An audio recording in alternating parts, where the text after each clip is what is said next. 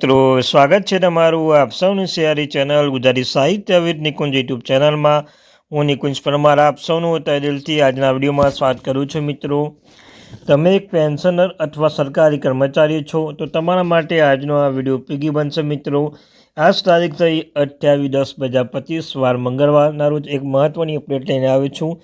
જો તમે પેન્શન ધારક છો, ગુજરાત રાજ્યના પેન્શન ધારક છો, તમારા માટે આજનો વિડીયો સ્પેશિયલ બની રહેશે। મિત્રો તો વિડીયો સુધી બનાવી લેજો। તમને અમારા ચેનલ પર સરકારી કર્મચારી, નિવૃત્ત કર્મચારી, પેન્શન ધારક બાબતે હર એક અપડેટ મળતી રહેશે। તો આપણી આ ચેનલને સબસ્ક્રાઈબ કરીને બેલ આઇકન બટન દબાવવાનું ભૂલશો નહીં મિત્રો। તો ચાલો જાણીએ વિગતવાર માહિતી। મિત્રો તો 8મો પગાર પંચ કેન્દ્ર સરકારના કર્મચારીઓ અને પેન્શનો માટે 8મા પગાર પંચની રચના માટે તૈયાર ઝડપી બની ગઈ છે। સૂત્રોના જણાવ્યા અનુસાર સરકાર નવેમ્બર 2025 સુધીના સત્તાવાર સૂચના બહાર પાડી તેવી અપેક્ષા છે, જેનાથી દેશભરના અંદાજે 50 લાખ કર્મચારીને 6.5 મિલિયન પેન્શન રાહત મળશે।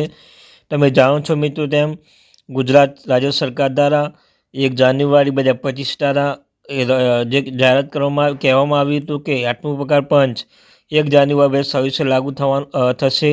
અને મિત્રો ત્યારબાદ હજુ કોઈ 10મો મહિનો છે, ત્યારબાદ હજુ કોઈ સત્તાવાર માહિતી જાહેર કરવામાં આવી નથી।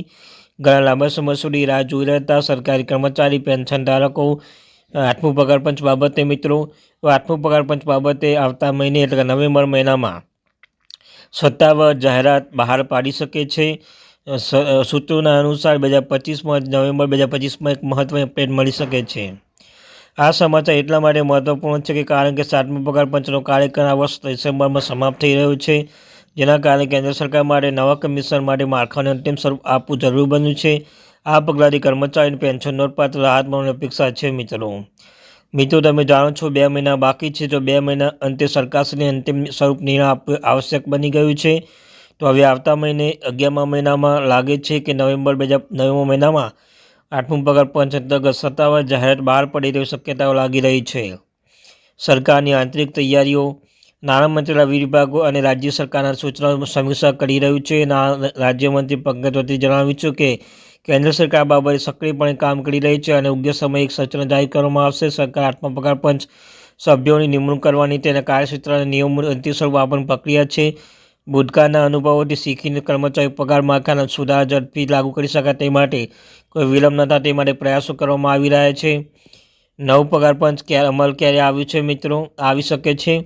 આ બધું યોજના મુજબ ચાલુ 8મો પગાર પંચ અહેવાલ 2026 મધ્ય સુધીમાં તૈયાર થઈ શકે છે અને 2028 સુધીમાં અમલીકરણની અપેક્ષા છે। આ 7મા પગાર પંચ જેમ કે પેટર્ન અનુસાર જોકે સરકારી ખાતરી કરવા માંગે છે કર્મચારી નાણાકીય નુકસાન ટાળવા માટે આગામી વર્ષમાં સંભવિત વધારાના લાભો બાકી પગાર અથવા બોનસ રૂપમાં મળે છે।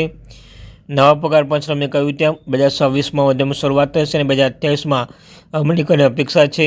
જો ખાતરી કરવા માંગે તો કર્મચારી નાણાકીય નુકસાન ટાળવા માટે આગામી વર્ષમાં સંભવિત વધારો લાભો બાકી પગાર બોનસ રૂપમાં મળશે। મિત્રો તો લાભાર્થી કોણ હશે? નવા કમિશનનો સીધો લાભ કેન્દ્રીય મંત્રાલય, સંરક્ષણ દળો, રેલવે, ટપાલ વિભાગ અને કેન્દ્રશાસિત પ્રદેશોના કર્મચારીઓને મળશે। વધુમાં પેન્શનો અને તેમના પેન્શનમાં પ્રમાણસર વધારો મળવાની અપેક્ષા છે।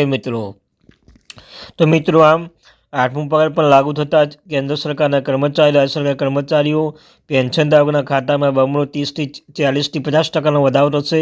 મિત્રો આ વધારો ફિટમેન્ટ ફેક્ટર જેટલો વધારો છે તેટલા જ ગુણ્યા કરવાના રહેશે તેના પગાર સાથે। મિત્રો તો તમે જાણો છો AICPA ડેટા અનુસાર ફિટમેન્ટ ફેક્ટર નક્કી કરવામાં આવે છે અને મિત્રો મળતી માહિતી મુજબ ફિટમેન્ટ ફેક્ટર 8મો પગાર પંચ અંતર્ગત મળતી માહિતી અનુસાર 2.86ની આસપાસ 1.96 થી 2.86ની આસપાસ રહી કે તે શક્યતાઓ છે। મિત્રો આમ જેટલું ફિટમેન્ટ ફેક્ટર વધશે તેટલું જ પેન્શન ધારકો અને સરકારી કર્મચારીઓ માટે સારા સમાચાર બની શકે છે। તો આપણે આશા રાખીએ છીએ કે ફિટમેન્ટ ફેક્ટરમાં જોરદાર વધારો આવે। મિત્રો તો આ ત્યારથી મહત્વપૂર્ણ આપણે થેન્ક યુ।